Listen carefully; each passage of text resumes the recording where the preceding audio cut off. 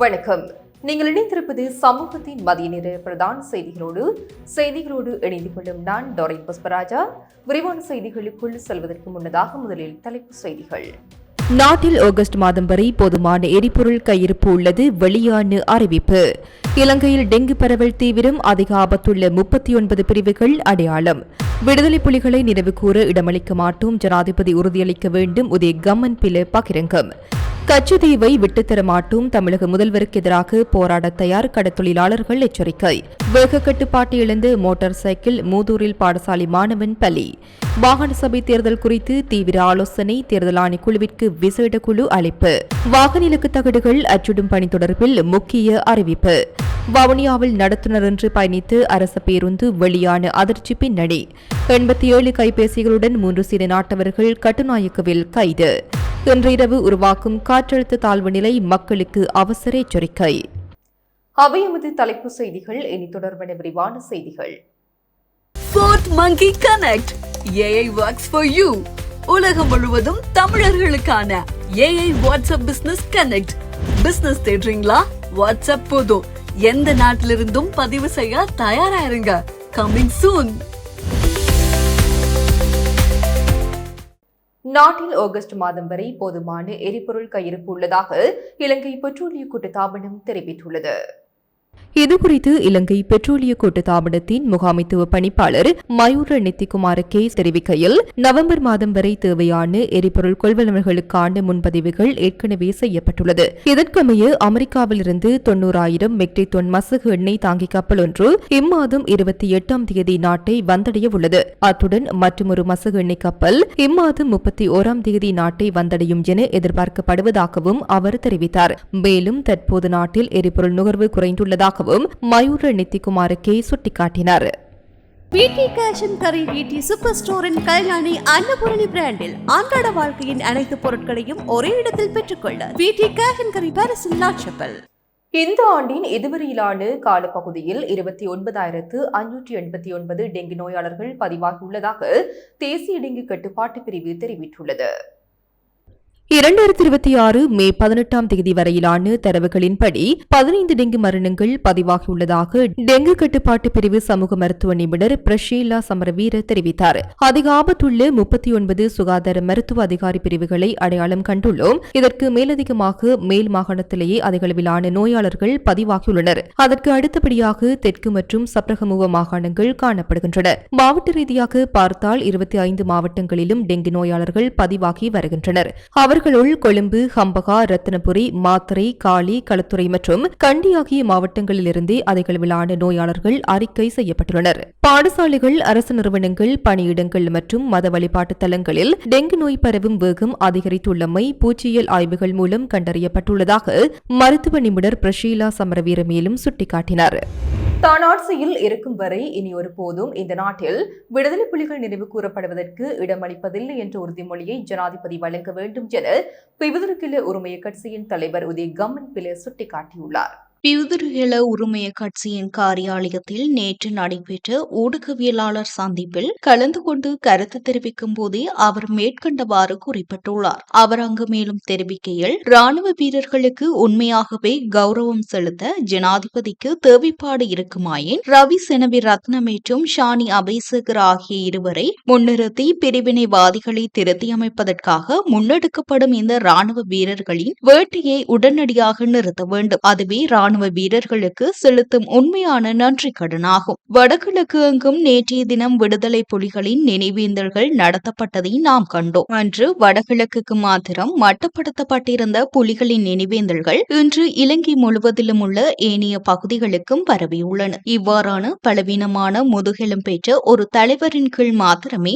ஒரு நாட்டுக்குள் பயங்கரவாதிகளை பகிரங்கமாகவும் சுதந்திரமாகவும் நினைவு கூற முடியும். இன்று முள்ளிவாய்க்காலில் மாத்திரமின்றி ஒட்டுமொத்த நாடும் புலிகளின் கொடிகளால் அலங்கரிக்கப்பட்டுத்தான் இந்த நினைவேந்தல்கள் நடத்தப்பட்டுள்ளன. மஞ்சள் மற்றும் சிவப்பு நிற புலிக்கொடிகளை ஏந்தி அவர்கள் நினைவு கூறும்போது அந்த புலிகளால் தமது உயிர்களை இழந்த, கைகால்களை இழந்த எமது நாட்டு ராணுவ வீரர்களையும் ஒட்டுமொத்த தேசத்தையும் பலவீனமாக அதனை பார்த்து கொண்டிருக்குமாறு இந்த அரசாங்கம் நிர்பந்தித்துள்ளது. முன்னாள் அமைச்சர் விமல் வீரவன்ச ராணுவ வீரர்களின் நினைவு தூபிக்கு மலரஞ்சலி செலுத்த சென்றபோது பயங்கரவாதிகளை ஒடுக்குவது போன்ற பாணியிலேயே போலீசார் அவரை தடுக்க முயன்றதை நாம் கண்டோம். நன்றியுள்ள மனிதர்கள் ராணுவ வீரர்களுக்கு மலரஞ்சலி செலுத்துவது தண்டனைக்குரிய குற்றமா, கைகளில் விலங்கிடப்படும் குற்றமா அல்லது நீதிமன்றத்தில் வழக்கு தொடரப்படும் குற்றமா என்று நாம் ஜனாதிபதியிடம் கேள்வி எழுப்புகின்றோம். எனவே ஜனாதிபதி, நீங்கள் ஒன்று நாட்டின் பக்கம் நிற்க வேண்டும் அல்லது பயங்கரவாதிகளின் பக்கம் நிற்க வேண்டும். பயங்கரவாதிகளுடன் நயவஞ்சகமாக உறவாடிக் கொண்டு நாட்டின் பக்கம் நிற்பது போன்ற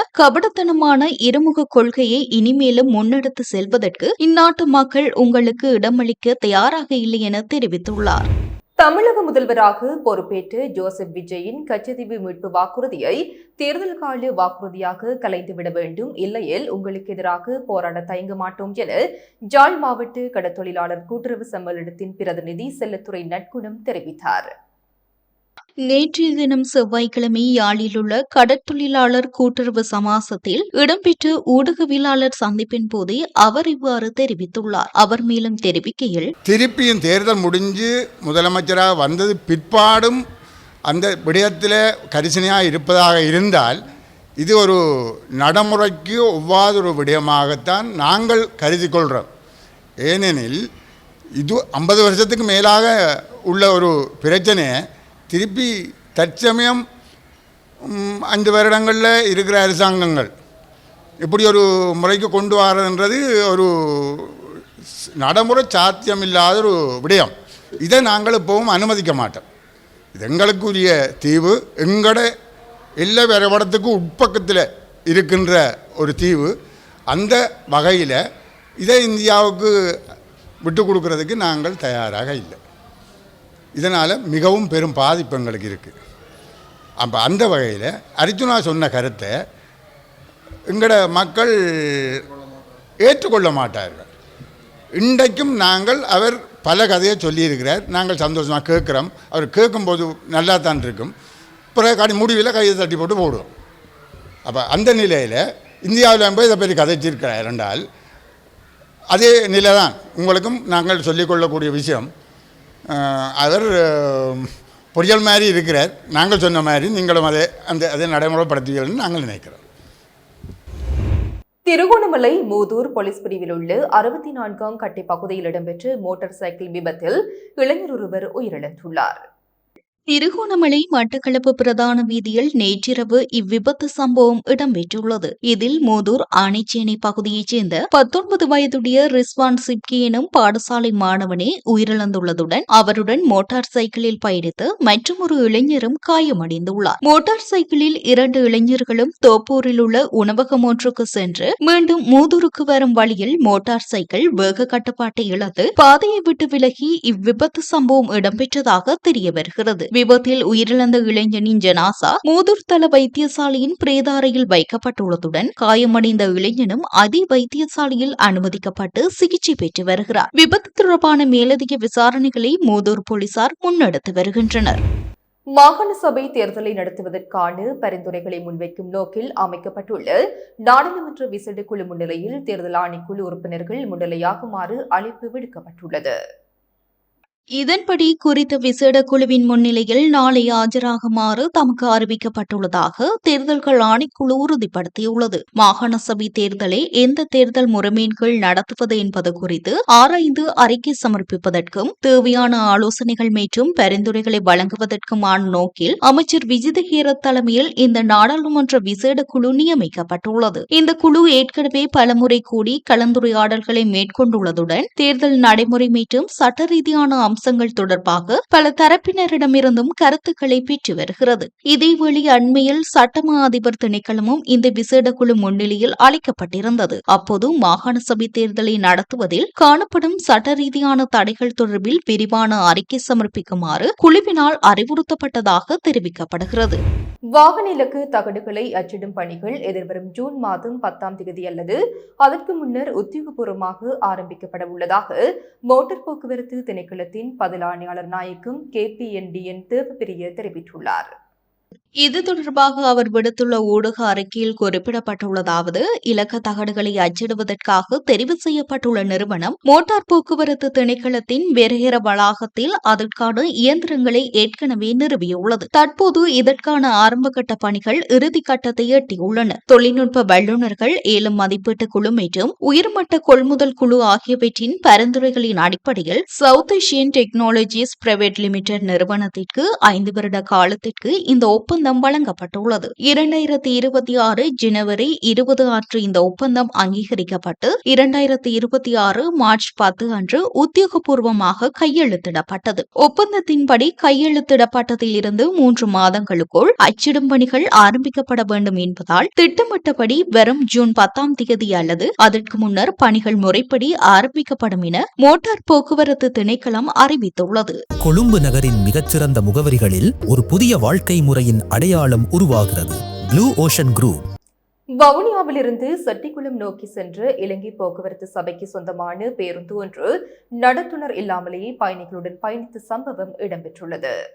வவுனியா புதிய பேருந்து நிலையத்தில் இருந்து மாலை 6:30 மணியளவில் செட்டிக்குளம் நோக்கி பயணிப்பதற்காக இலங்கை போக்குவரத்து சபை பேருந்து ஒன்று தனது பயணத்தை ஆரம்பித்துள்ளது. இப்பேருந்து வீரபுரம் வீதியூடாக சென்று கொண்டிருந்த போது அதில் கடமையில் இருந்த நடத்துனர் மதுபோதையில் இருப்பதாக செட்டிக்குளம் பிரதேச சபையின் உபதவிசாளர் தேவசகாயம் சிவனந்த ராசாவுக்கு தொலைபேசியூடாக பயணிகள் தரப்பிலிருந்து முறைப்பாடு ஒன்று வழங்கப்பட்டுள்ளது. இதனைத் தொடர்ந்து உபதவிசாளர் சிவானந்த ராசா தலையீட்டுடன் செட்டிக்குளம் போலீஸ் நிலையத்திற்கு முன்னால் போலீசாரின் உதவியோடு குறித்த பேருந்து மறைக்கப்பட்டு சோதனைக்கு உட்படுத்தப்பட்டது. இதன்போது பேருந்தினில் நடத்துனர் எவரும் இல்லை என்ற அதிர்ச்சி தகவல் கண்டறியப்பட்டது. இதுகுறித்து பேருந்தின் சாரதியிடம் வினவிய போது நடத்துனர் தனது தனிப்பட்ட காரணத்திற்காக வழியிலேயே பேருந்தை விட்டு இறங்கி சென்று விட்டார் என தெரிவித்துள்ளார். பொதுமக்களின் பாதுகாப்பு மற்றும் அரச போக்குவரத்து சபையின் விதிகளின்படி நடத்துனரின்றி பயணிகள் பேருந்து ஒன்றை இயக்குவது முற்றிலும் சட்டத்திற்கு முரணான செயலாகும். இவ்வாறானதொரு பொறுப்பேற்ற சம்பவம் இடம்பெற்ற போதிலும் இதுவரை சம்பந்தப்பட்ட தரப்பினருக்கு எதிராக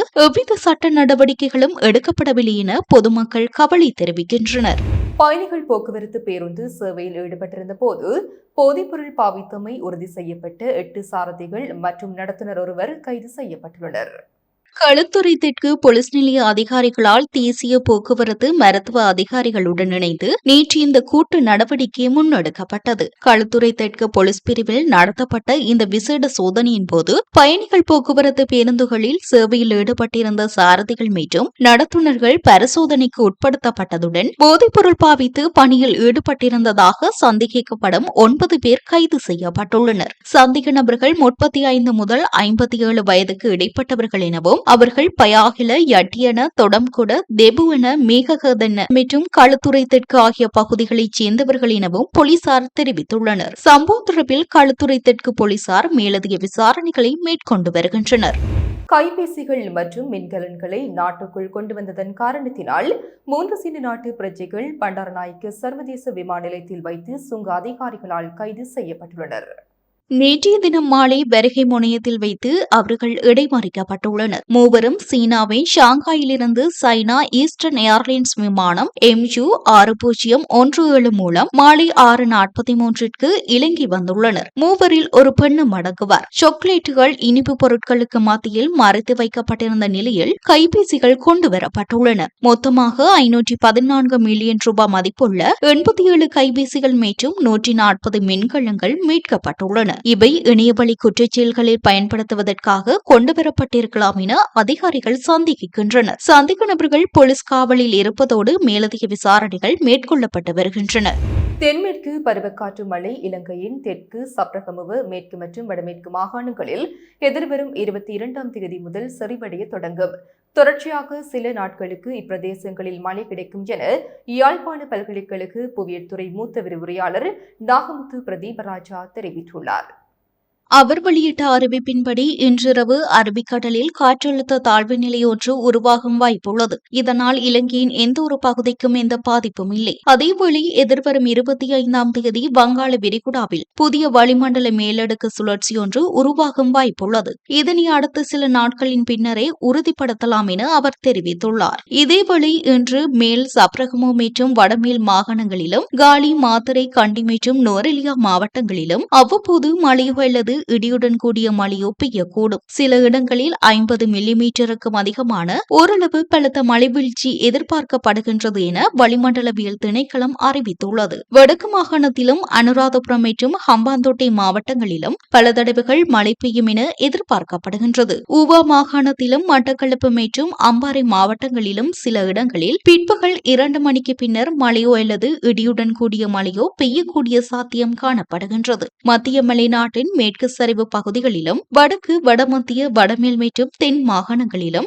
அவ்வப்போது மணத்தியாலத்திற்கு 30 முதல் 40 கிலோமீட்டர் வரையான வேகத்தில் ஓரளவு பலத்த காற்று வீசக்கூடும். புத்தளத்தில் இருந்து கொழும்பு மற்றும் காலியூடாக ஹம்பாந்தோட்டை வரைக்கான கடல் பகுதிகளில் பல இடங்களில் இடியுடன் கூடிய மழை பெய்யக்கூடும். நாட்டை சூழவுள்ள கடல் பகுதிகளில் காற்று தென்மேற்கு திசையிலிருந்து மணிக்கு 30 முதல் 40 கிலோமீட்டர் வேகத்தில் வீசக்கூடும் என்பதால் கடல் கொந்தளிப்பாக காணப்படும் என எதிர்பார்க்கப்படுகிறது. இத்துடன் சமூகத்தின் மதிய நேர பிரதான செய்திகள் நிறைவு பெறுகின்றன. தொடர்ந்தும் சமூகத்தோடு இணைந்திருங்கள். எமது RIP பேச்சுக்கு கிடைத்த மரண அறிவித்தல்கள். யாழ்ப்பாணம் மண்கும்பான் கிழக்கை பிறப்பிடமாகவும் கொழும்பை வதிவிடமாகவும் கொண்டிருந்த திரு சுந்தரலிங்கம் கிழியன் செல்லப்பாக்கியம் அவர்கள் 19/5/2026 செவ்வாய்க்கிழமை அன்று கொழும்பில் காலமானார்.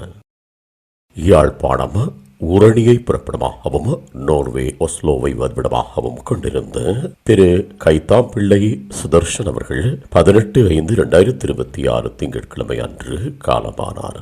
மட்டக்களப்பு இலுப்பட்டிச்சேனை குருந்தையடியை பிறப்பிடமாகவும் வதிவிடமாகவும் கொண்டிருந்த திருமதி குழந்தை வடிவேல் அழகம்மா அவர்கள் 19/5/2026 செவ்வாய்க்கிழமை அன்று காலமானார்.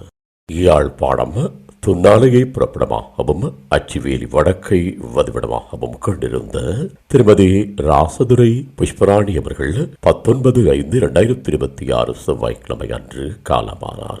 மேலே அறிவிக்கப்பட்ட அனைத்து மரண அறிவித்தல் இறுதிக்கிரியை பற்றிய தகவல்களை அறிந்து கொள்ள ரிப் பேஜை பார்வையிடுங்கள். இதற்கான லிங்க் கீழிருக்கும் டிஸ்கிரிப்ஷனில் பார்வையிடலாம். இது போன்ற செய்திகளை தெரிந்து கொள்ள சமூகம் நியூஸ் சேனலை சப்ஸ்கிரைப் செய்து அருகில் உள்ள பெல் பட்டனை கிளிக் செய்யுங்கள். மேலும் இது போன்ற செய்திகளை உடனுக்குடன் தெரிந்து கொள்ள சமூகமீடியா.com என்ற இணையதளத்தின் வாயிலாகவும் எங்களுடன் இணைந்திருங்கள்.